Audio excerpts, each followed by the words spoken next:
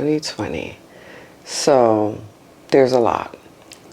At that time, Bar TV already had 4 seasons in. Yeah. I had 4 seasons in of this idea that I woke up with one day. Yeah. It started out with me being homeless in the domestic violence shelter. Wow.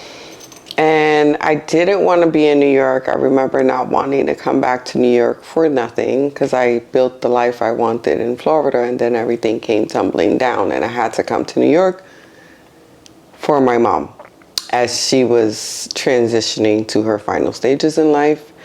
And so I was in the shelter and I saw a post that said, you know, I had some bullet marks and I met all of them. So I looked at the page and I said, okay, I reached out to a couple of people I knew that followed the same page, and I said, they're looking for somebody that's me. Can you verify, vouch for me, give them a good word? At that time, I had a platform. There was a local camera guy that was not getting paid for any of his work, and I said, let me incorporate a company, and I'll start doing, we'll get the music videos paid, and then we'll become a media outlet, and we'll cover red carpet events. Anyone has a live event they want production on, we'll go film it, do a little spiel, and charge them for that too. So we started making money there. Unfortunately, the guy was on drugs and he didn't do well on the business side. So I left that alone. Then I started, I started Park TV after the radio. When I seen that radio post, I got the recommendation I asked for, and next thing you know, I put on a headphones on 93.5 FM, WVIP, and I became a radio on-air personality that day. It felt like I had diarrhea of the mouth. Freedom of speech. I went from never speaking anything about anything to anyone, because we grew up in that era where you sweep things under the mat, you are ashamed of the things that go on in the world, even if they're beyond your control. Yeah. And then you're very private because you're afraid. Mm-hmm. People weaponize stories and words and truth to people. So there's like so many reasons that I just grew up thinking, you don't tell nobody nothing. Keep that to yourself. It's your business. You keep it private. So when I got onto the radio, I was good at it. Everybody that sat to talk with me loved the engagement of telling me their whole life. They sat for I was on the radio for about a year, and then I moved to Staten Island, so it was inconvenient. So I left. God says sometimes it's time to let go, and you don't want to let go because it feels like, no, this is good. I'm on the radio. What? Why would I leave? And then God said, no, just go. It's time. And I ended up moving to Staten Island. It was too much. The show was like at 2 a.m. I wasn't getting home till like 5, 7 in the morning. Got to take the kids to school, then try to sleep. So it wasn't working out well. Then when I left, I had a little fan base, a little audience that wanted more of me. They're like, oh, you're not going to be on the radio no more. You should start something else. And one person in particular said, why don't you just do something on YouTube? Everybody's throwing things on YouTube. Go and make something and do it on YouTube. And he was like, because you're really brilliant and you're resilient. And this person had known me since before I came to New York. So he had been a great observer. And I guess I didn't even realize he was paying attention like that. And I was like, wow, you're right. Who's this person? His name is Mills. So, Mills, Delton, Washington. Yeah, shout out to Mills. Yes, he actually recently spoke with him on a residency I offered to So For Real. We'll get into that, the current now. Sorry, I'm fast forwarding. But so I was like, you're right, I am a brilliant bitch. I'm sorry if I can curse here, but I am. So I registered a company. I abbreviated BAR. what does BAR stand for? Like, I want to know, like, what this BAR stand for, and in the whole formula that you had with your production? Bar TV, brilliant and resilient. The guy told me I was brilliant and he said I was resilient. And the first thing I thought of, I saw the letters pull up together. Brilliant and resilient is a B-A-R.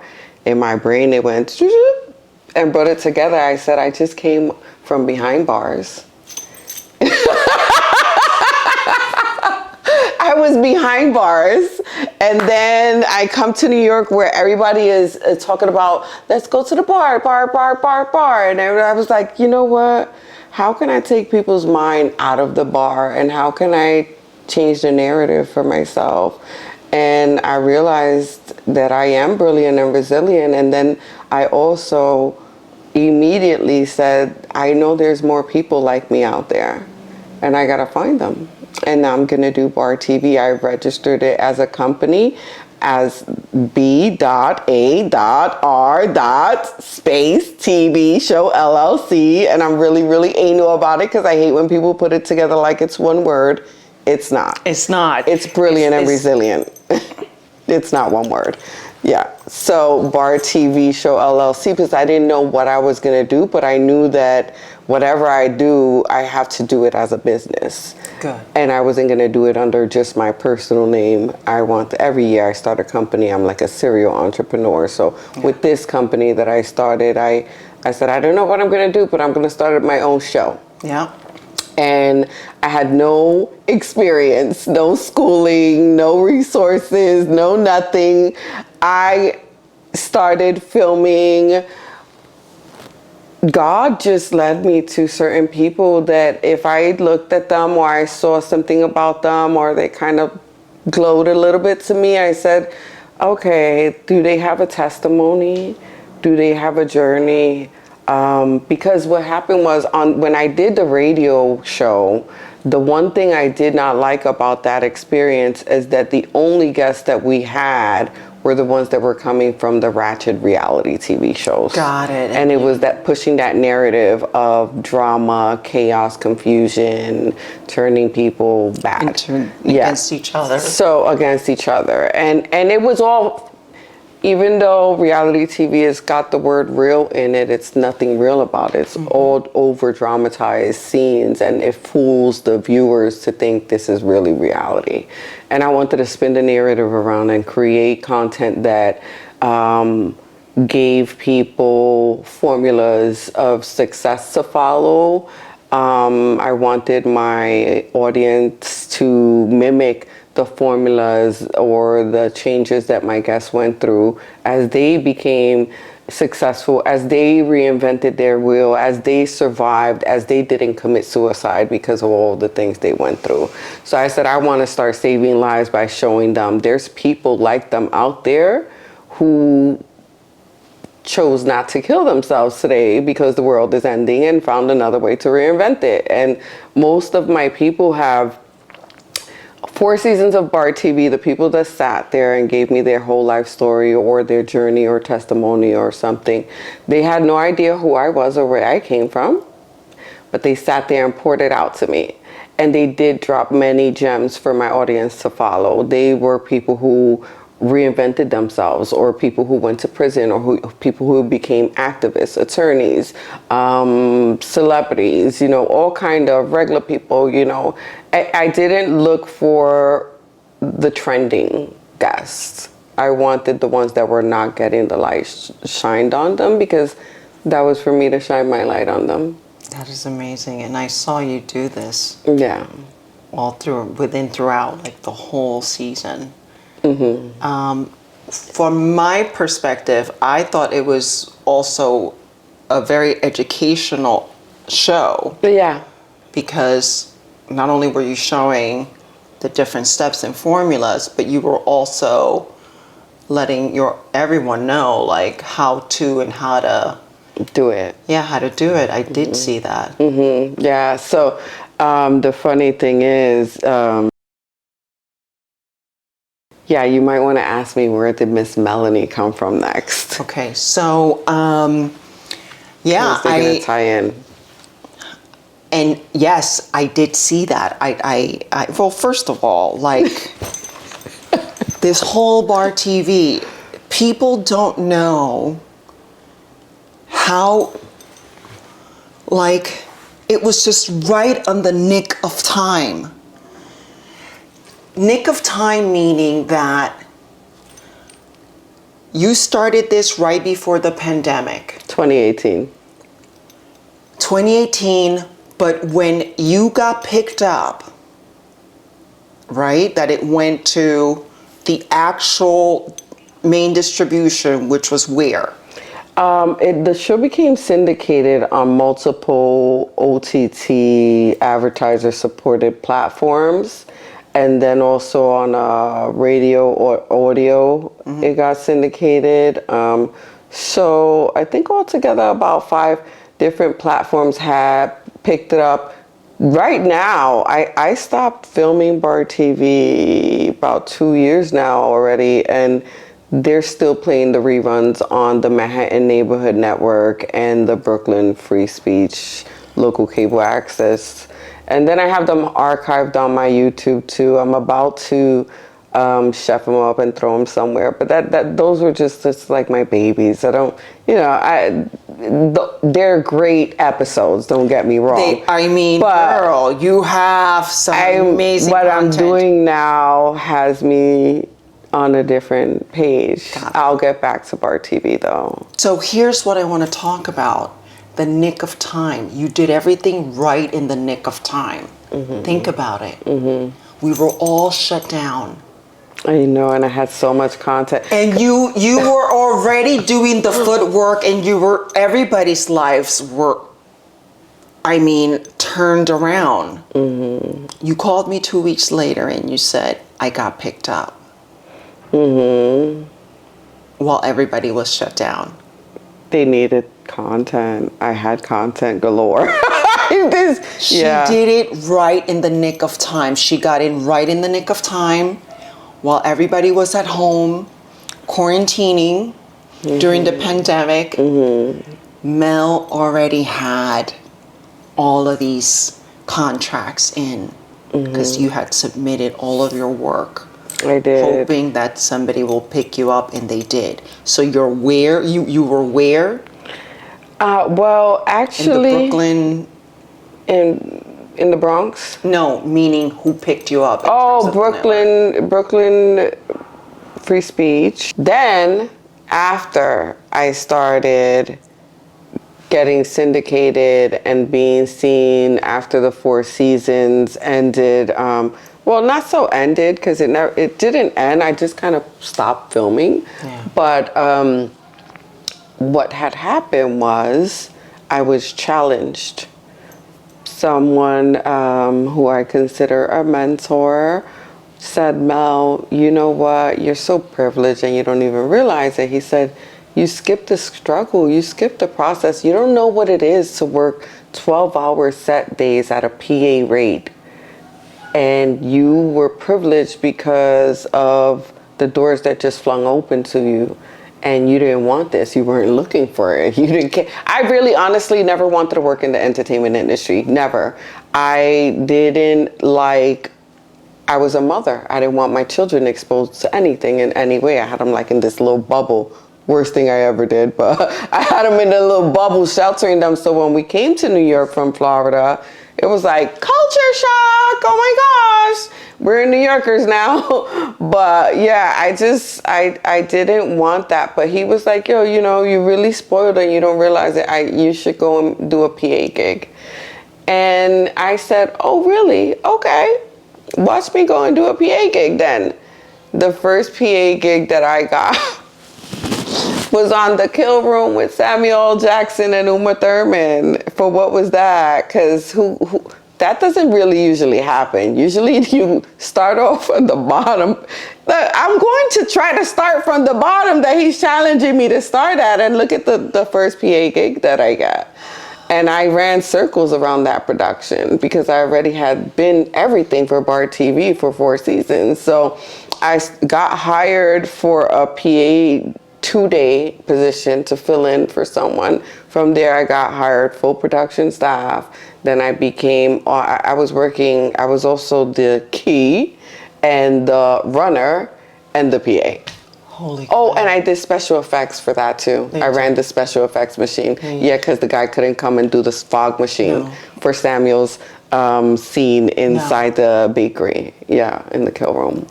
Yeah, so I have so many credits on the kill room, my first multi-million-dollar production, because of that challenge.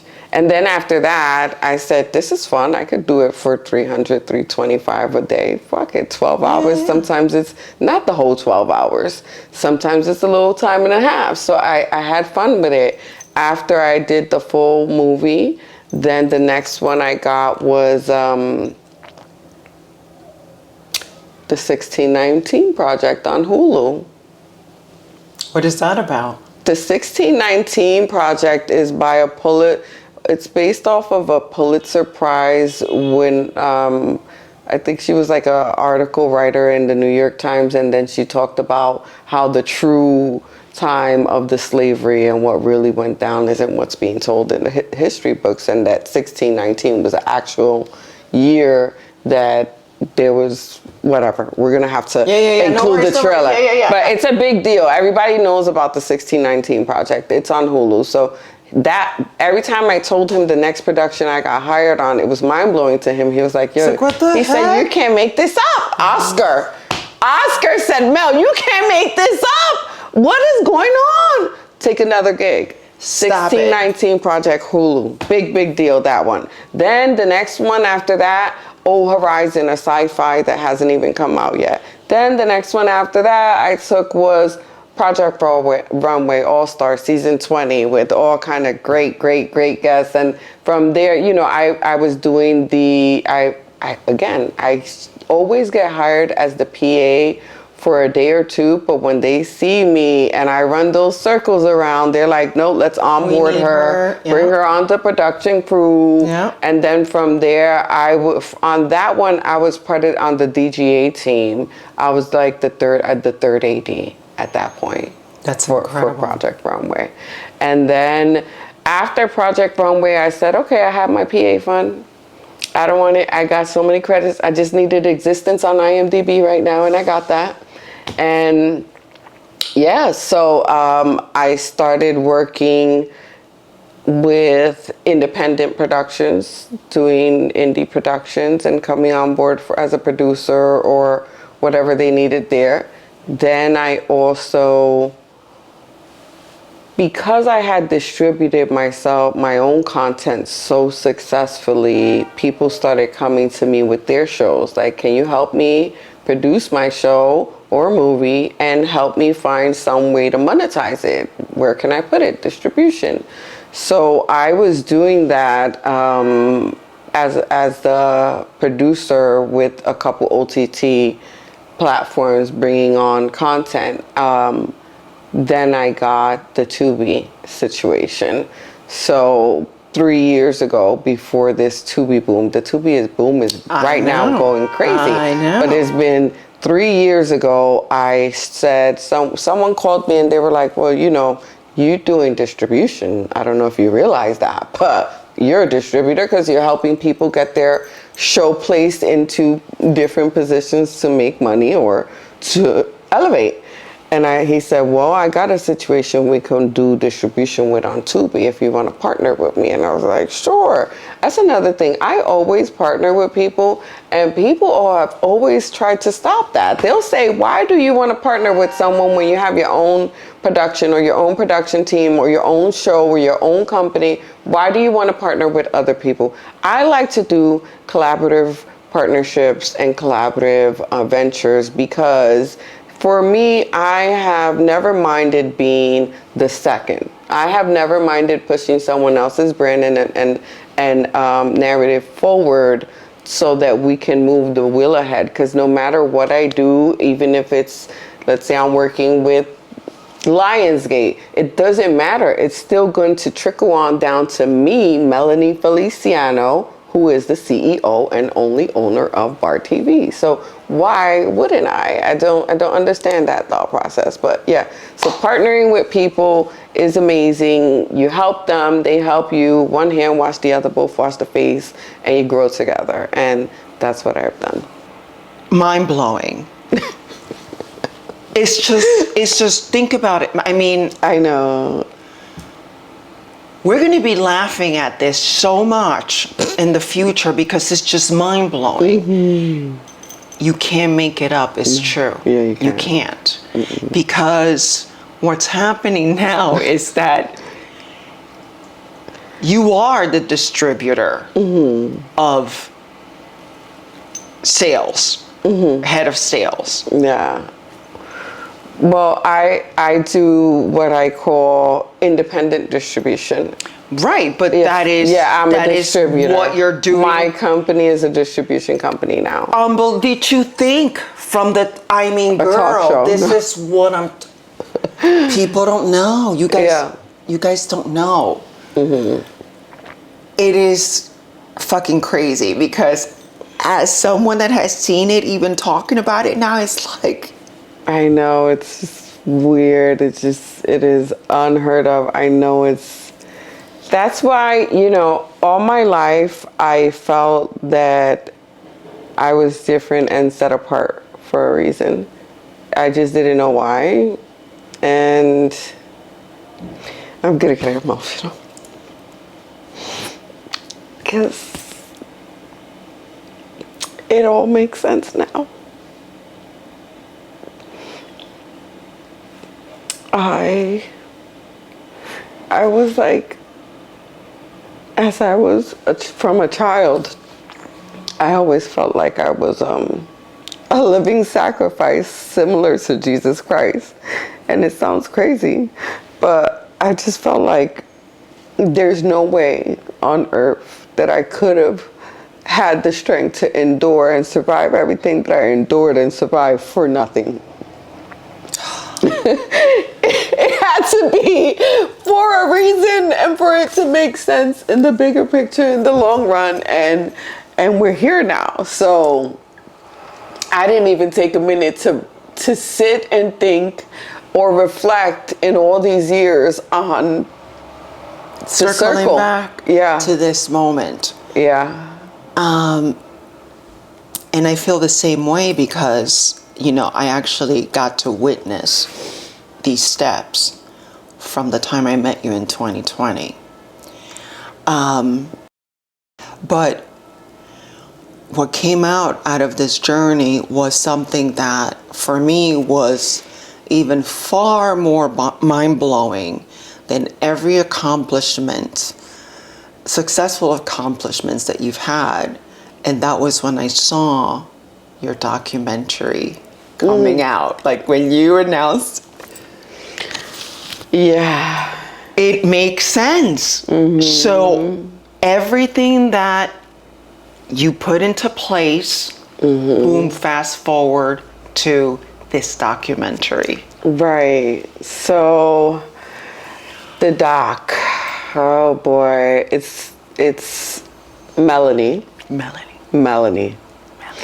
I struggled. I didn't want to call it my name. Just that. Melony. Just that. Melony. I didn't want to call it that, but the director insisted.